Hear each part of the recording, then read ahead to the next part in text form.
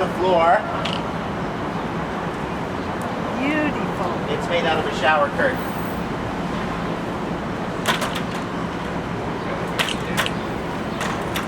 This is a ladder because we're going to be building something together and it gets a little high.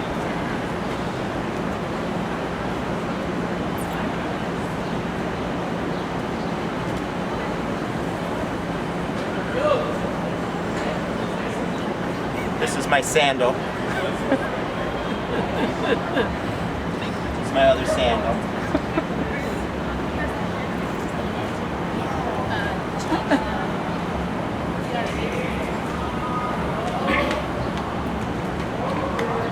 So I'll set the scene.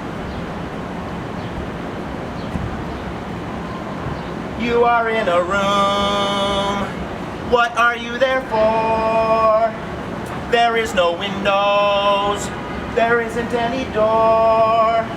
There are only 4 walls and a floor. 1, 2, 3, 4. There is no ceiling, only sky.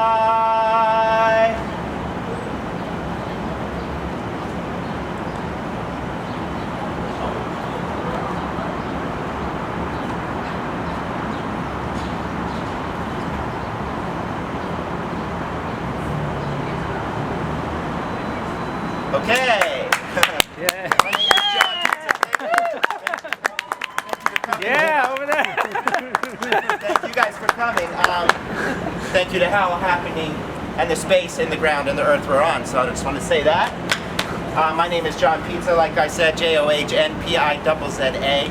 But I'm just here today to celebrate the full moon. It's October 13th, and it's one of the monthly full moons. The moon is out. It's not dark, but it's out, and it's very full right now.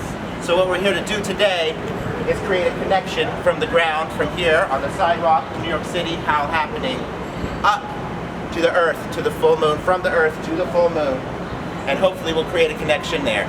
We're going to build a stack of ideas and concepts and objects, and hopefully create some sort of connection. The idea being that if Luna, the goddess Luna, is awakened and she appreciates what we're doing here, she will turn everything a blinding shade of purple. Momentarily, everything will turn purple. So that's my plan. That's the experiment. We're going to try to do that today. So here's the floor. And so I'm going to start. I'm just going to show you how I brought some things, and we'll.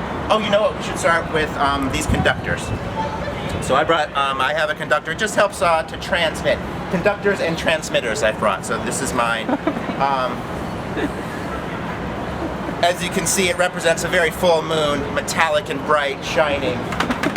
It protects you like a bit of armor, but it's also a transmitter. So energy comes from it and into it. Is anybody willing to wear a transmitter as well? I have these headbands here. They're very light, and basically what they do is they create a connection. Yes. Do you mind if I put it on you? This is a transmitter, and it transmits your energy and it connects our energy together. So I'm putting it on your forehead, like this. Can you tell me if it's uncomfortable or not? Great. You're a natural. I'm going to tie it in a bow on the back of your head.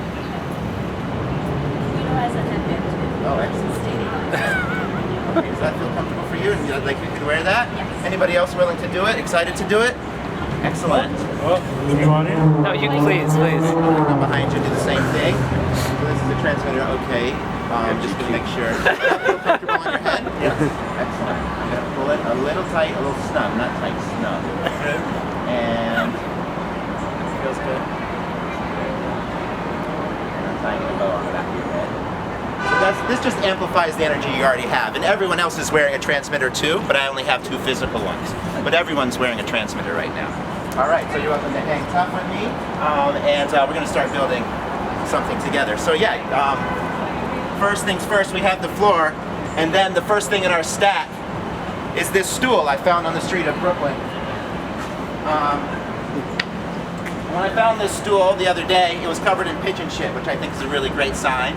but I washed that off because some people are grossed out by that. But another thing that I liked about this stool is that it's entirely made, as you can see, almost entirely made out of human bones.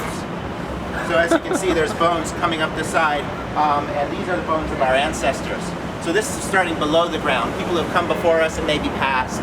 You know, I've had some people recently pass in my life, and it's just something that happens, obviously. But we wanted to start there, below the ground, below the Earth's crust. So this is the stable, the foundation. This is the people who've come before us with their wisdom and their mistakes. So next level, as we stack up, I brought the ground, or I brought our feet on the ground.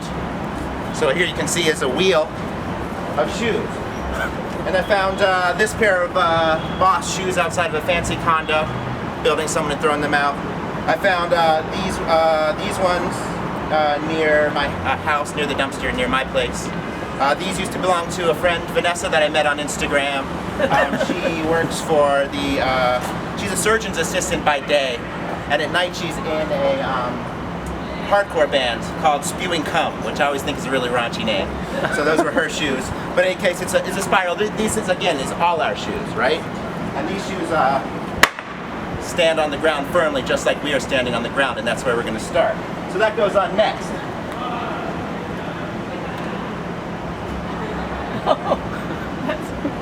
Give ourselves a little bit of room here. All right. So the next thing, as we build ourselves up, we're getting closer and closer to the moon and its fullness right now. So the next thing,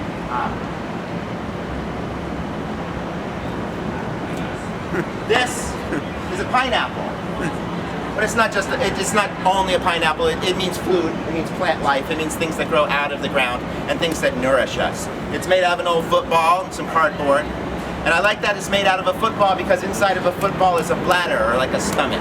You know what I mean? And when I eat delicious food or healthy food or unhealthy food, it goes into my stomach and it fills up my bladder and my stomach. So there's a stomach inside here we're going to put on this thing. But it's also good food and good plants. So that goes next.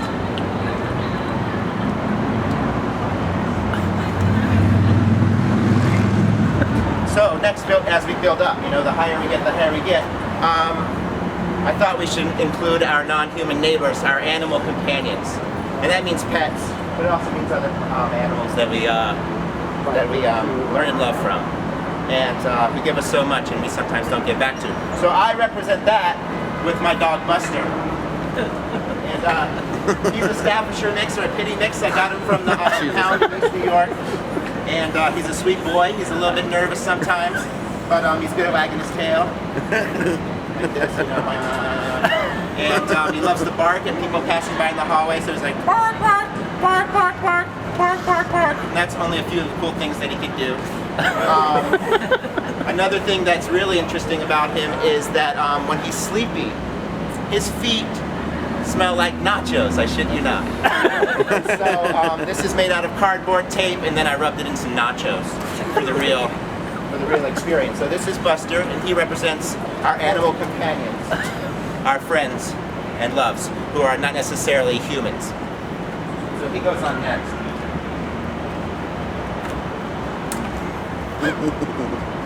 Like that. Okay. So moving right along. The next one is this one over here, and it's a little bit more ominous. This is a solid piece of rare obsidian, black obsidian.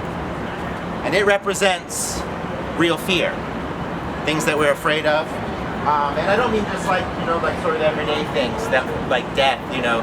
Death is something to be scared of, but it happens, right? But this is maybe stuff that's like real, like human cruelty and selfishness, you know what I mean?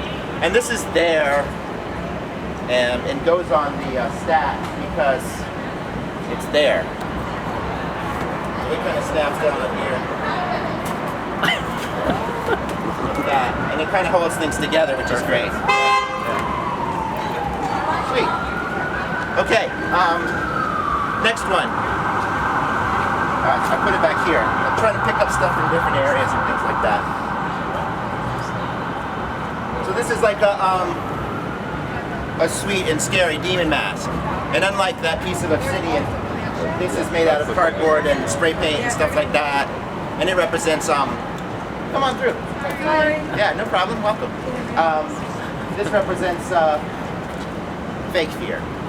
You know what I mean? This is like horror movies and stuff we make up, you know what I mean? This is storytelling, you know? So like, this is like sort of like fears that we like wallow in or imagine about that allow us to kind of cope with the other ones, you know what I mean? So like, they're storytelling, you know? So it looks like this, you know, when you wear it, it looks like this. It allows you to be something else, you know?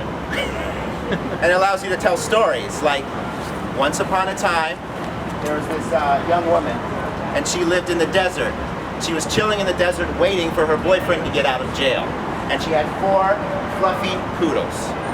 And one day she was eating some soup, and a small piece of a meteorite that happened to be traveling overhead fell into her soup. And it got into her mouth, and she ate it. And then suddenly, boom, her tongue transformed into like 8 feet long, and it had like 3 prongs on the end. It was like this giant weird boa constrictor coming out of her mouth. And the prongs at the end could talk, and they had like a funny attitude, and they could say weird stuff, you know? And all her poodles transformed into drag queens, which was really strange. But she realized that she was empowered with this big tongue suddenly, and she shut down the prison where her boyfriend went using the tongue, and she wreaked havoc on the prison basically, and like, but then she realized she didn't need her boyfriend either, and so she married the tongue. At the end. So that was actually the plot to a 1996 movie called Killer Tongue. I watched it recently. That's what we do. We tell stories, and we tell ridiculous, scary, pointless stories. You know what I mean? So this goes on next. This is fake fears. This is unbelievable. Thank you. Yeah, I'm gonna go up high. Thank you for giving me that.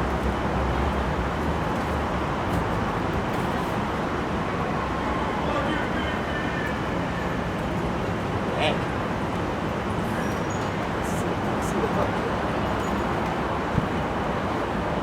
That goes like that. Last is this is like a satellite dish or like something that helps to transmit from here, our transmitters, up to the moon in hopes that we will get the signal come across.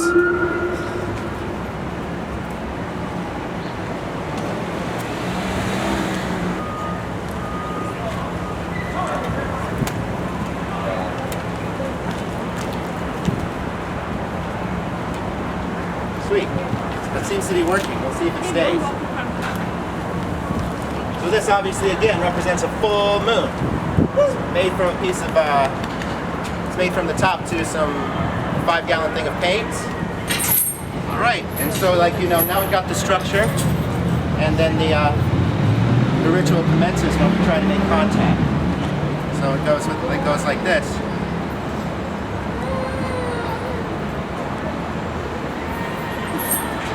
We lift up on this big old moon, these guys are out, and the pleasure it is all mine. We lift up on this big old moon, the stars are out, and the pleasure it is all. My flashlight is broken, the batteries are missing, my sandals are beautiful, giving me confidence. I am not stumbling, I'm dancing. The moon is a shadow right under my sandals. Am I a vessel? Will I last forever? Am I the only one who's wondering why the moon is purple and getting bigger, getting closer, pulling all of us to its magnetic surface with alien knowledge? Magnetic? The room is purple. Magnetic, magnetic, magnetic, magnetic, magnetic, magnetic, magnetic, magnetic, magnetic, magnetic. The room is purple because the moon is purple. Why is the room purple? Because the moon's purple. Magnetic, magnetic, magnetic, magnetic, magnetic, magnetic, magnetic, magnetic, magnetic, magnetic, magnetic, magnetic, magnetic, magnetic, magnetic, magnetic. Who is this shit? Magnetic, magnetic, magnetic. So if I say, why is the room purple? You could say, because the moon's purple, right? So I'll say, why is the room purple? the moon's purple. Why is the room purple? Because The moon's purple. Why is the room purple? Because the moon's purple. Why is the room purple? Because the moon's purple. Why is the room purple? Because the moon's purple. Why is the room purple? Because the moon's purple. Why is the room purple? Because the moon's purple. The room purple? Because the moon's purple. Hey!